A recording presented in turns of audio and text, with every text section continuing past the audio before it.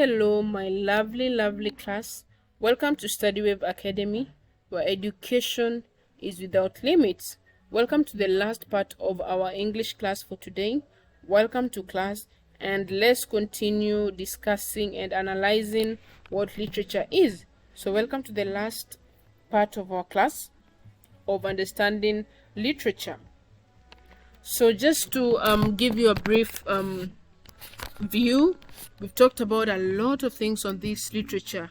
I've talked about the meaning of literature, what literature really is. I've looked at the purpose of literature. I went to look at the functions of literature just to help you understand and grasp the content or context about literature. So now we were looking at the different types of literature. Literature is divided into different types, and these types we also call them genres, okay? So I talked about the different types and the different genres of literature, okay? So the first one I talked about was fiction, and I talked about what fiction is. I discussed with you what fiction entails and what fiction really means. I talked about that. Then I moved to nonfiction. I also discussed the nonfiction literature type, and I talked about poetry. And now I was just talking about drama, where I told you drama is just written for performance, and it includes dialogue. So you can't have a drama and it's just one person. No, drama is all about a dialogue between two or more people.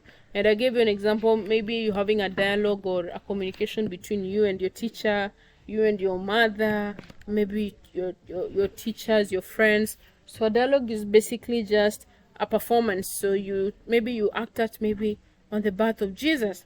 And when I say Romeo and Juliet, this is something maybe you've heard of it or maybe you've not heard of it, but it's a very popular classic tragedy that explores the theme of love and conflict, okay?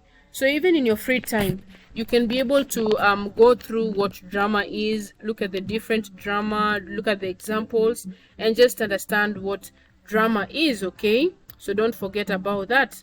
And then let's continue and look at the next example, and that is essays. In my last class, we talked about essays too. We talked about what essays are.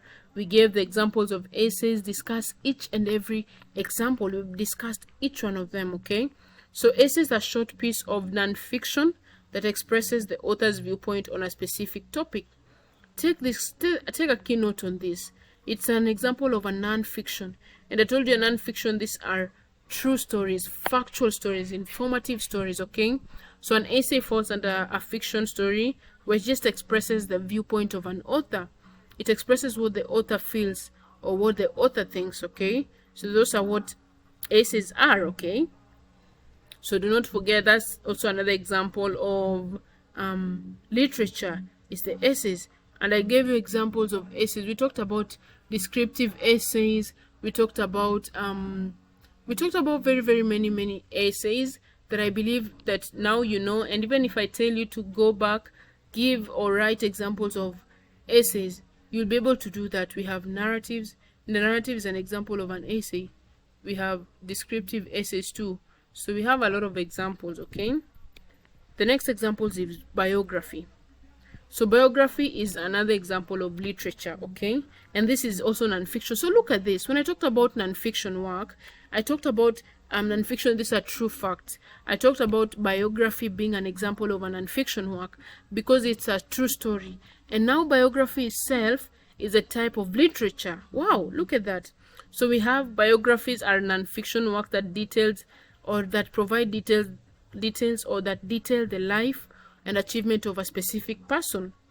Then here, maybe an example of biography is the autobiography of Benjamin Franklin. This is an autobiographical work that provides insight into the life of this founding father. We have Steve Jobs here. This is another biography of the co-founder of Apple. These examples are not necessarily important, but just notice I talked about biography being an example of a non-fiction work because non-fiction works are true work. And it's something that really happened, okay? So don't forget about that. Those are the type of the literature we have. Let's move on and look at the next type. We have autobiography. Look at that. So we have biography as a type of literature. Again, we have autobiography as a type of literature. Now, with autobiography, they are first-person accounts of a person's own written work. So, like I said, biography is just a story that someone else has written about you, or someone else has written about another person, okay? But with autobiographies, these are first-person accounts where you have written about yourself. So maybe it can be an example of an autobiography is a diary. Don't forget about that. So when you go to your diary, you'll write that, "Hi diary, today was a nice day. I visited the beach and I went for swimming with my friends. I ate ice cream or did this." So that is an autobiography. The Diary of a Young Girl, maybe by Anne Frank. This is an example of a diary. So a diary can be also an autobiography because it talks about you, yourself, and just everything about you, okay? Then we have another example of the type of literature as short stories. Short stories are a brief work of fiction that focuses on a single plot, character, or a theme. So short stories, just from the word, this is just short stories that have a specific theme that they want to address, and a single plot. And the plot we talked about, plot is like what happened or what happens or what takes place in a narrative. So it has a single plot, and it has also maybe characters that are specific. Okay, let's continue. So we have a short story as another type of literature, okay? Maybe the tale of the telltale of heart or telltale heart, the gift of Maggie. These are just examples of story. They're just short stories. And don't forget that short stories have a specific theme. I gave these two examples here so that we can see the examples of the themes. So for example, the telltale heart is known for its psychological tension. The Gift of Maggie is a short story about sacrifice and love. So these are just short stories with specific themes, okay? Let's move on and look at another one, and that is science fiction.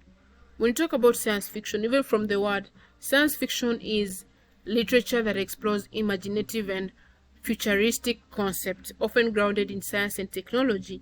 So when you talk about maybe a work of art that someone has written about the earth or revolution or the planets, this is just science fiction. And when we talk about fiction again, look at that word fiction. Fiction is something that is not true, something that is imaginative, okay? Something that someone has imagined. So science fiction is another type of literature. Then we have fantasy. Let me just increase this so we can see there. So we have fantasy. When we talk about fantasy literature introduces magical elements and mythical creatures into the narrative. So when you talk about fantasy, these are just magical elements and mythical creatures. For example, Harry Potter. I know some of us here have heard of Harry Potter. So there's the sorcerer here, maybe the Harry Potter and the Sorcerer of Stone or Sorcerer's Stone. Harry Potter and the Sorcerer's Stone by J.K. Rowling again. It's a book of a series that is set in a magical world of wizards and witches. So such are what we call fantasy. So fantasy is just stories that introduce magical elements and physical creatures. So don't forget about that, class, okay? It's very, very important. Now, so these are the few of the many types of literature available. Okay, so those are the few types I've looked at today, each offering a unique experience and insight into the human condition and the world around us. So again, these are the few types I've looked at for our level right now, okay? The different types. So I talked about the fiction is the first type. Then we had to go to headline fiction. Then we have poetry. I've looked at that. Then we have drama. Then we have essay. We have biography. We have autobiography. We've looked at short story. We've looked at science fiction. And then we finally looked at fantasy. So these are the few types of the very, very many literature types or the literature genres we'll come across, okay? So these are the few types that we expect you to know today. So now, before I end the class, let's just jump into the conclusion very, very fast and just discuss this conclusion, okay? So in conclusion, Literature is a rich and multifaceted realm of human experience that encompasses various forms, genres, and functions. It serves as a vehicle for storytelling, creative expression, and communicating ideas. So just know that literature is, when I say multi-faced, I mean literature comes in different ways. We have fiction, we have non-fiction, we have poetry, we have fantasy, we have biography, we have autobiography, very, very many types, okay? So it's a multi-faced realm of the human experience, okay? The primary function of literature includes entertainment, education, cultural reflection, emotional experience, social critique, and exploration of the human nature, moral guidance, artistic expression, fostering empathy and communication of complex concepts, okay? So just know that the primary function or the main functions of literature is to just entertain, educate us, cultural reflection, even cultural preservation should be there, okay? So those are the main aims of literature.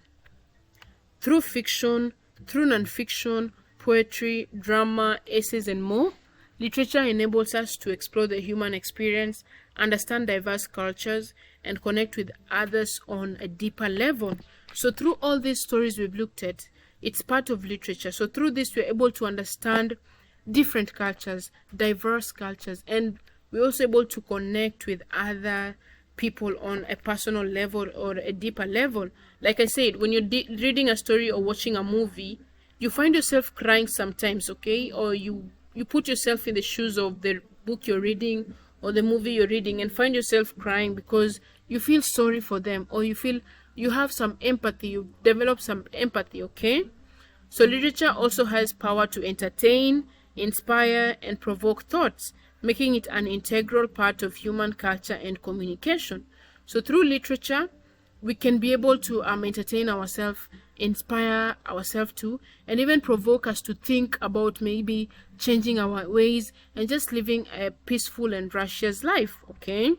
So it preserves our historical and traditionals or traditional culture, reflects societal values and concerns, and allows authors to express themselves and comment on the world around them. So notice that through literature, we've been able to learn about the cultures that were not there, or the cultures that we found in place, okay? So we learn about different cultures, different traditions, even our own cultures, okay? So we learn about it too. Don't forget about that.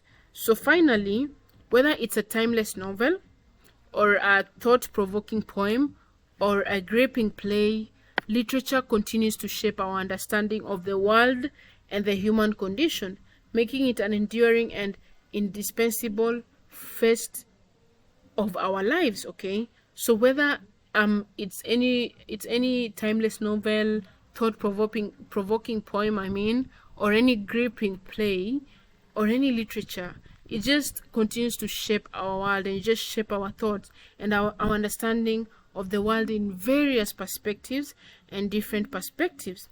So before we end this class, I have a short activity for you here, and this activity are just 10 sweet simple questions, okay? 10 sweet simple questions for all of us, okay? So we have questions like, what is the primary purpose of literature? How does it enrich our lives? Look at that. So I've given you these questions so that you can be able to express your thoughts in full. So I've not given you like a choice questions where you have to choose A, B, or C, or D. No, I want you to give me all that you think is right. So talk about everything you know. Discuss everything here. Write everything down. When I'm asking you something like, can you explain the difference between fiction and non-fiction literature? And in my talking or in my teaching and everything I've talked about, you notice that I put so much emphasis on fiction and non-fiction. I put a lot of emphasis that you can understand the difference between the two. So now I'm asking you that question here, where I expect you to give me every difference that you know about this fiction and non-fiction. When I ask you about how do authors use symbolism in literature to convey deeper meanings, or what are some of the common literary elements, we've looked at this, all that literature entails, and how do they contribute to the overall meaning of the story. We looked at all this. So thank you for joining my class today, and I love you all.